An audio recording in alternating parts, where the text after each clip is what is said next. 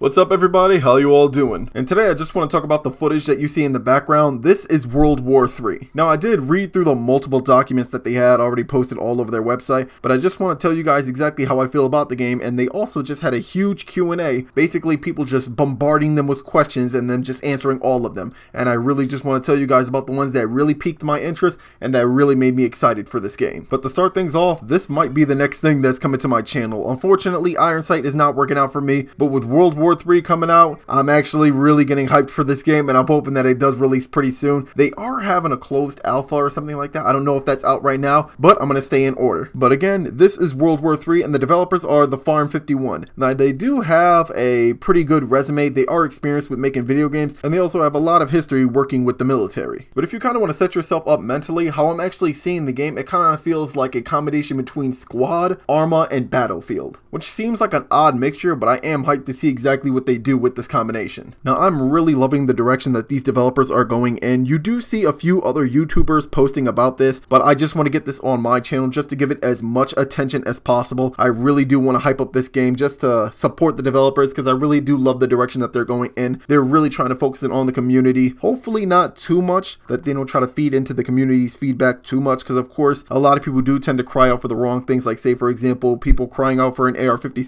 nerf, when again I really do think it is a hipfire issue.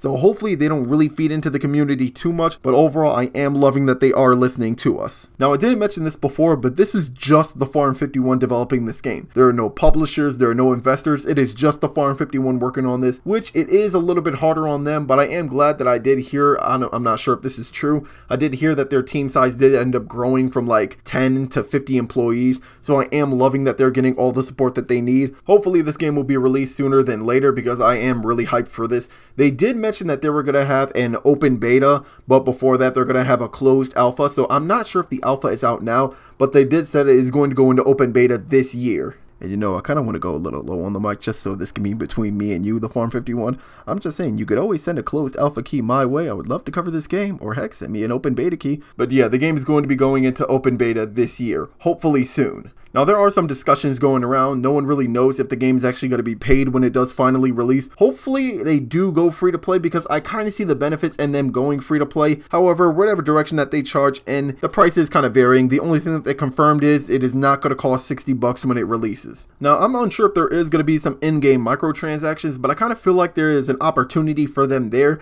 to make more money actually going free to play, just so there would actually be a reason for them to include multiple microtransactions into it on cosmetics such as skins or maybe other things. Now, they did say you can customize your character a lot, and I am going to show a few clips of, you could actually see like the level of customization they would have. I would not mind spending money out of my pocket. Again, this is just me personally. I wouldn't mind spending money out of my pocket for a different RAS system, or maybe grinding out the game a little to earn these. But they already mentioned that you'd be able to earn majority of the skins and attachments, and not to mention the gear that your character can wear by actually playing the game. But to get you guys also prepared, this is going to be a heavy squad game. They are not going to support lone wolf tactics, and you're going to earn majority of your points by actually following the objective and staying with your squad communicating. A lot of people might not like that, but me personally, I love that. And hey, send a closed alpha key my way, please. Now, one of the things that I would kind of suggest with this being a heavy squad gameplay, I don't think that they should have the game mode team deathmatch in it. Because one of the things that I notice in a lot of the free-to-play games, players tend to really gravitate towards team deathmatch, and I feel like maybe by removing that, you force people to kind of stay with the objectives. As long as you have a good selection of game modes for people to choose from, I don't think people will get bored, but I really think having team deathmatch in this game might hurt it. But again, this is what I think. Now, one of the things that I do want to mention that really got me excited when I heard the news, and a lot of people won't really understand this, but the game is going to be running off of a modified Unreal Engine 4. So you can already prepare that this game is going to look absolutely gorgeous. However, one of the issues that I do hope that they pay close attention to is just the camera movement, because a lot of the time that you notice in a lot of the first-person shooters that are made with Unreal Engine 4, the cameras can be a little bit sharp and clunky, so if they do find a way to like smooth out the camera just to make the game feel much more better and much smoother, I feel like that would definitely go in a long way to make people just more comfortable with the character movement and animations. So just a way to like smooth out the camera so everything is not just so sharp, that would definitely go a long way for me personally. Because one of the things that you kind of notice is when you see the character running with the ACR and then he aims down the sight, it seems a little bit clunky and a little bit sharp, so definitely just a way to smooth out the camera.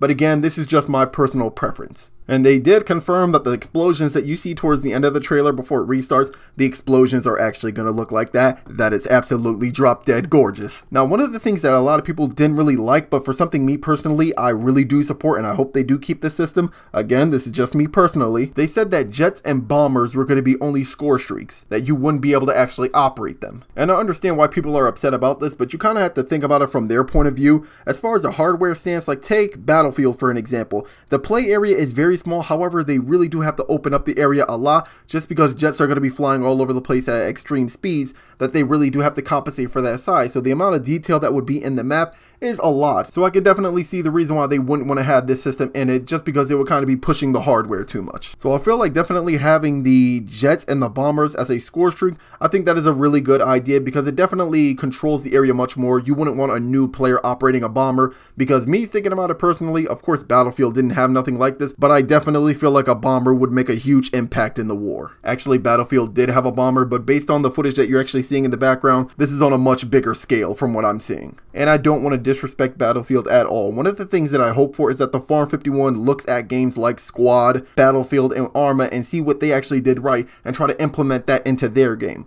Unfortunately, Ironsight is not doing that, but they have the opportunity to do this. I really do want this game to succeed, and I really want to see these developers do good for this. Another thing that they mentioned that I'm really surprised that no other game has bothered to try this, there are no classes. Like usually you would have like a recon class, a support class, or anything else like that. You can customize your soldier to be anything you want it to be. That is really good, and I really do love that. And it's kind of shocking that an indie team had to do this and not a AAA team. Now they did say they were going to make this game as realistic as possible, so maybe there might be a punishment for holding like an RPG and also a light machine gun. Maybe that'll be like too much weight and it's going to slow your character down, so he won't be able to sprint as fast or he'll run out of stamina too quickly. Hopefully they have a way to balance that out, but I do trust that they do. Not to mention they also said that they'd be paying attention to the fine details such as ballistics and armor. Now hopefully they do get into detail, because I am a little bit confused on that. So is it going to be like level 3 body armor is going to be able to stop a standard full metal jacket, however armor piercing is not going to be good with? Hopefully they actually get into fine details and like show us an example of like specific body armor with specific ammunition. I would really love to hear more detail on that, because that sounds really good. Now this is a lot of data to take in. Now hopefully the developers do think of a nice way to try to introduce new players to this, because how I'm seeing all of this is going to be a really steep learning curve. And of course the average person, they're not really going to understand what a full metal jacket, armor piercing, hollow point is going to be. So hopefully they have a way to kind of break all of this down to make it easier for the new players to at least get started and then learn from there. Now there is much more that I can talk about in this game, but I do want to leave some for you guys to find out. I'm going to leave a lot of links in the description box below, their website, their Discord for you guys to get caught up on. And the best way to kind of stay up to date with them, they ended up saying, was their social media, to like stay tuned for their closed beta. Again, stay tuned on their social media, and I'm going to link that in the description box below. Show some support, show some love, let them know that I sent you. But this has been World War 3, and I'll see you guys in the next one. Stay safe, everyone.